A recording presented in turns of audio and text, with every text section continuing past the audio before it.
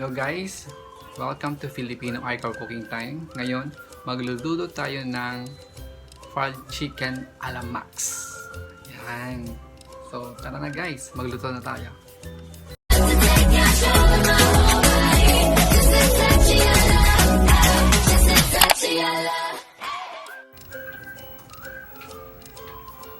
So yan guys, ang ating mga ingredients na kailangan natin sa fried chicken a la Max. Yan, bawang, sibuyas, paminta, asin,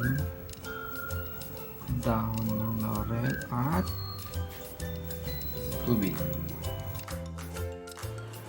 So ngayon guys, gagawa tayo ng poaching liquid. So kanina napakulo na ako ng tubig. So kita niyo naman kumukulo na. So ngayon guys, ilagay na natin lahat ng mga ingredients ng pang poaching.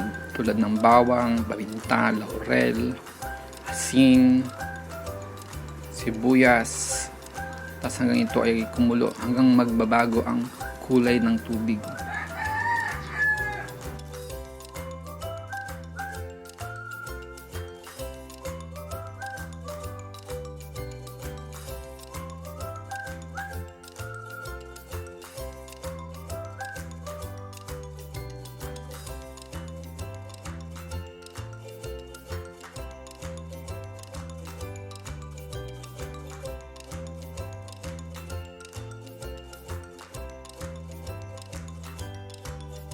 So, yan guys. Tingnan natin kung okay na. Yan, tingnan nyo. Iba ng kulay ng ating tubig gawa ng laurel. Yun ang sinasabi ko kanina. So, ngayon, ilalagay na natin yung quartz, leg quartz ng ating chicken.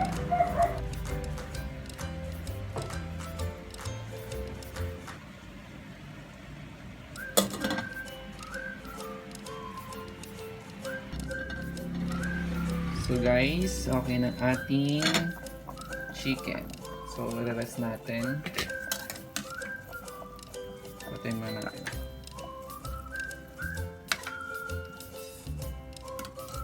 So, like quart lang ginawa natin guys. Ha? Yan, rest natin. Yan siya. Ganda ng skin.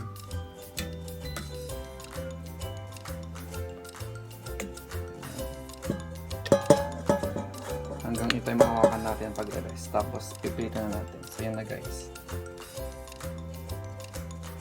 So, guys, ngayon, lalagyan natin ng Nor Liquid Seasoning Original. Pwede rin gumamit ng kalamansi. Mas malinam ng pag gumamit ng ganito. Okay? Pwede lang gumamit ng asin kung wala kayong ganito. Pero sa akin, mas masarap pag lalagyan ng Nor Seasoning. Kapag irarab lang natin ito. Kung bahagi meron pang dahon. Ayan.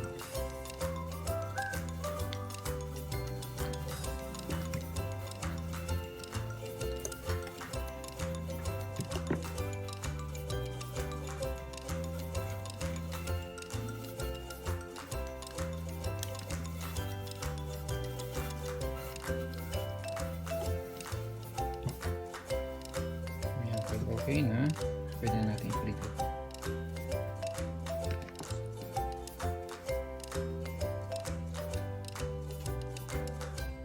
So, ayun na guys, pipilitan na natin. Make sure na mainit ang ating mantika.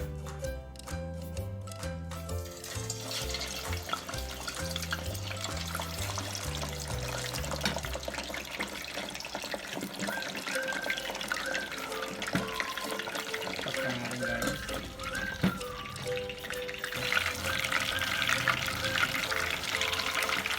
Yun na guys, ang sura niya. Diba?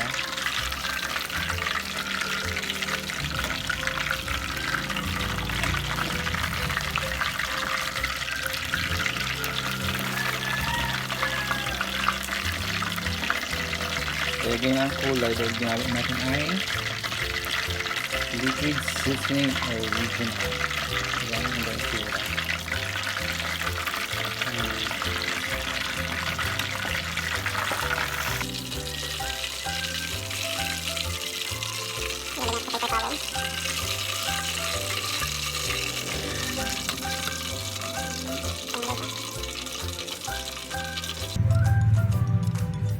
yun na guys, ang ating niluto. So ngayon guys, lulutuin natin yung kamote. So lagyan natin ng asin.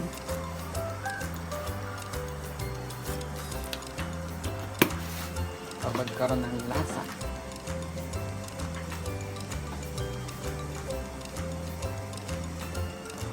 Tapos itong kamote.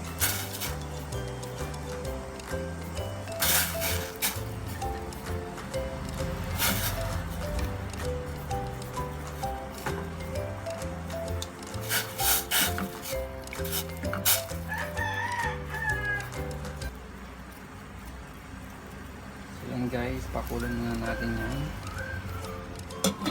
Okay. So yun na guys, pag kumulo na, kunin na natin. Tapos deep fry natin. Hindi pwedeng lutuin ng maigay kasi nangyari na malalabot lang guys. So yun guys.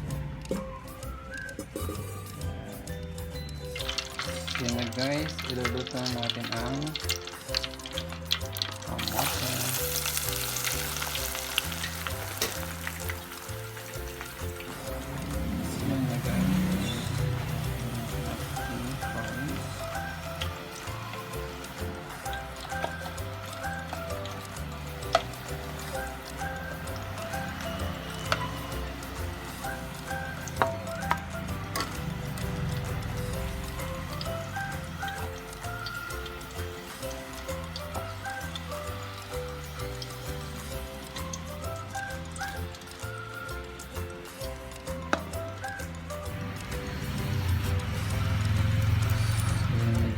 Ang ating chicken.